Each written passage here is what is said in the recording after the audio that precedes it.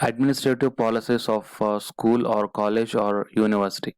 So how these administrative policies will affect the effective teaching, that we will see. Teacher wants to instruct with his way, but administrative policies is not allowed. So the voice of teach can stop and effect of teaching may slow in classroom. So sometimes the administrative policies of the schools, colleges, or universities will stops the a few teaching methodologies of the teacher such that the effective teaching may slow down in the classroom. And the next one, subject matter. So how the subject matter affects the effective teaching methodology is that sometimes when a teacher teaches that subject in which he is not specialized, he cannot create any effect through his teaching, but same teacher can teach us his specialized subject with better way. That means the allocation of subject to the teacher must be very precise such that if the teacher is not specialized in the allotted subject, then he cannot able to create the much impact in the minds of students comparing with the expert teacher.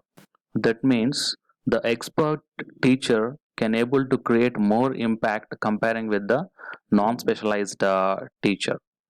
And the next one is parental expectations.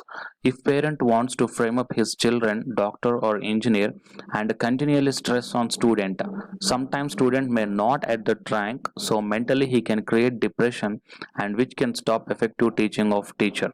That means parents put some expectations on their kids, that their kid has to become a doctor and their kid has to become an engineer, but if the candidate or the student is not up to that mark, then the student or the candidate will be create some depression in his mind and it stops the effective teaching of the teacher. So these are all the different things which really affects the effective teaching methodology. And the next concept is methods of teaching. So what are the different methods of teaching are there? The first one is teacher centered methods, next one is a learner centered methods, and the third one is content focused methods, and the fourth one is interactive or participative methods. So we'll see one by one. The first one is instructor or teacher centered methods. So in this method, the teacher is looked upon by the learners as an expert or an authority. Learners, on the other hand, are presumed to be passive and copious recipients of knowledge from the teacher. It is also for this lack of involvement of the learners in which they are taught that such methods are called closed ended. So, in this teacher centered methods, the teacher is only the active participant and all the students are the passive ones. That means the teacher is continuously giving the lecture and the students are continuously listening the lecture. So, we can say it's a one-way traffic. That means only the teacher is continuously giving the lecture to the students. So, such type of process really lacks the involvement of the learners or the students. So, that's why it is called as a closed-ended teaching methodology. Okay, so generally, while coming to the theoretical subjects, just like the history, I mean, history is one of the subjects. So at the time of teaching the history subject, the faculty or the teacher is only the active one, and all the students will be the passive one. Next one is the learner-centered methods. So this learner-centered method means the example to this methods are discussion method, discovery or inquiry-based approach like this. So that means if the teacher give any one topic to the students and let's start discussing about the topic, then in such type of teaching methods, the teacher himself acts like a teacher and himself acts like a learner. That means the teacher can able to learn more number of points from the students also in this discussion method, and such type of methods are called as a learner centered methods. And next one is the content focused methods. In this category of methods, both the teacher and the learners have to fit into the content that is taught. An example of a method which subordinates the interests of the teacher and learners to the content is programmed learning approach. That means in this content focused methods, the teacher is aware about that concept what he is going to discuss in the class, and the learners or the students are also have some idea regarding that subject what they are going to be taught.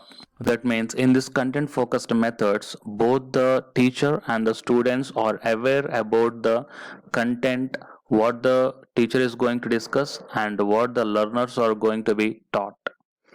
And the next method is interactive or participative methods. These methods are driven by the situational analysis of what is the most appropriate thing for us to learn, do now, given the situation of the learners and the teacher. That means if we assign any one project to the students, then that project is nothing but all the students are going to be participative in that project, and if any doubts are there, then the students are going to interact with the teacher who assigned that project. So such type of things comes under the interactive and participative methods. And the next topic is specific teaching methods. See, here we're going to see the different teaching methods. First one is the lecture method, next one is the discussion method, and third one is the study assignment method, and the fourth one is tutorial method, and the next one is seminar method, and the next one is demonstration method. And so these are the topics, these are the different types of methods that we're going to see now. See, the first method, that means the first teaching method, is lecture method. So it's a formal or a semi-formal discourse is which the instructor presents a series of events, facts, or principles, explores a problem, or explains a relationship. So this lecture method is just a traditional or a formal method where the instructor or teacher is going to explain about the concepts and the principles and exploring about the problems those are given in the textbook, all these things. So it comes under the lecture method. And the next one is a study assignment method. So it's a method in which the instructor assigns a reading to books, periodicals, project or research papers or exercises for the practice. That means in this study assignment method, the instructor or teacher will give some assignment or will give some work to the learners. That work is regarding the reading the particular book or reading the particular concept or the project or the research papers, or giving some exercises to the learners to practice those. All such type of methods comes under the study assignment method. And the next one is a tutorial method, a method of instruction in which an instructor works directly with an individual student. So the tutorial method is that while coming to the classroom or a lecture method, the instructor is going to teach in front of some n number of students.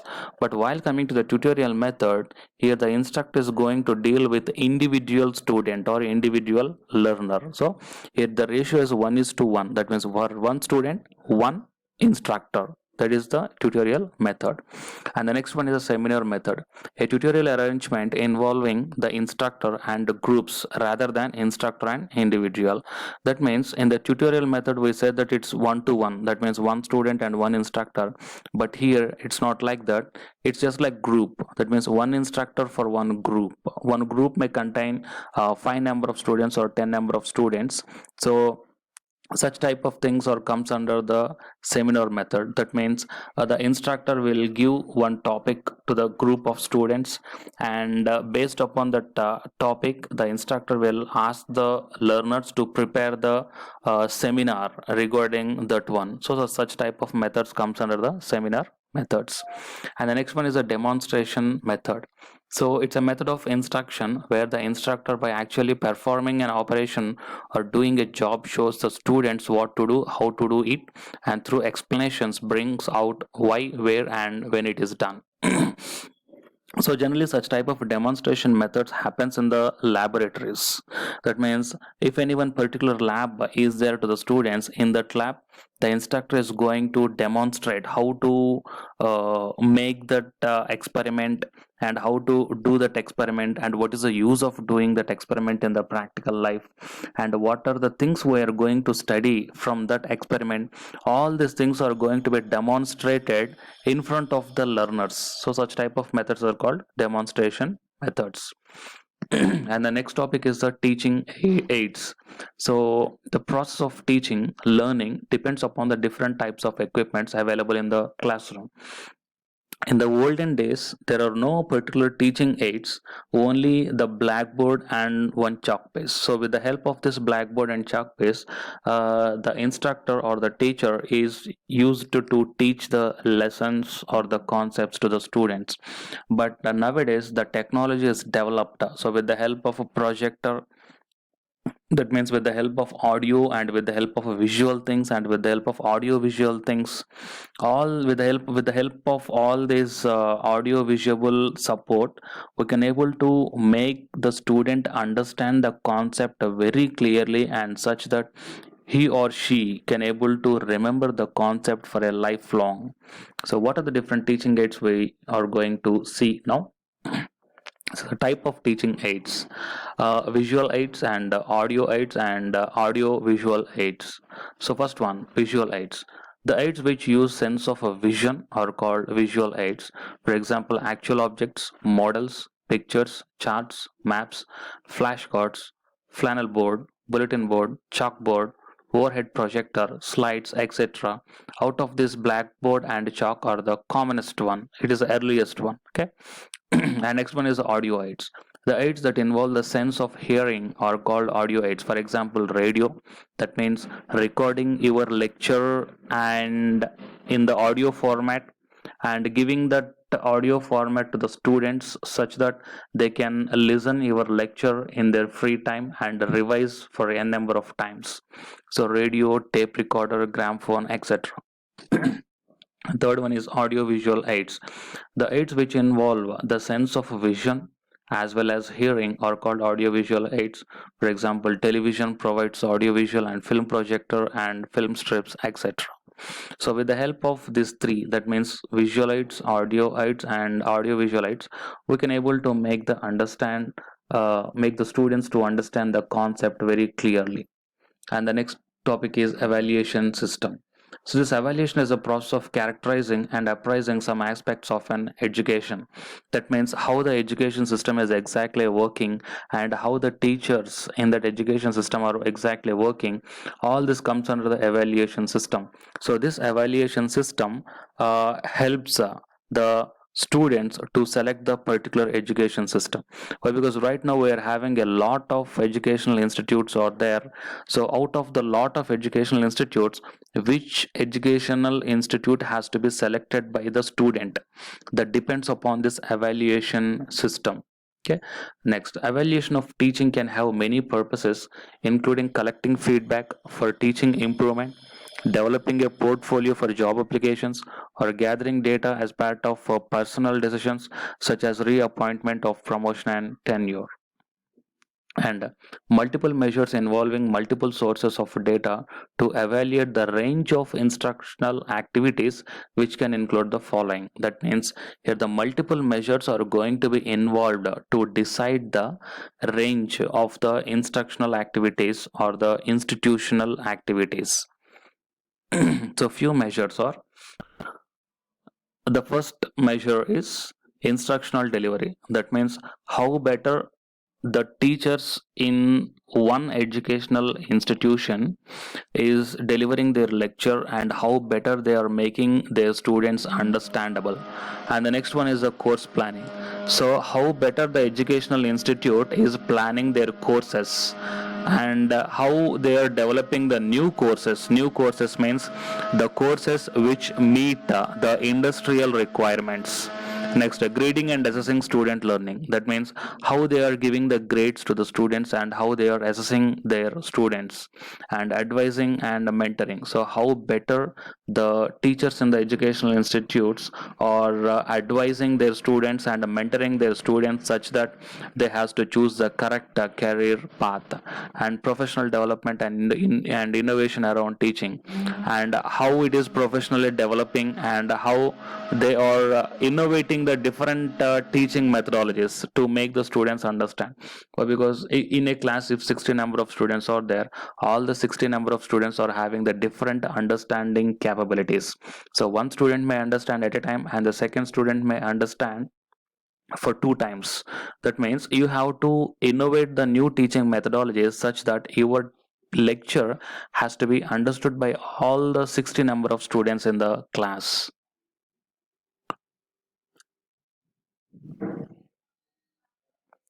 So these are the different evaluation methods. So with the help of all these measures, we are going to decide the rank of that particular educational institute.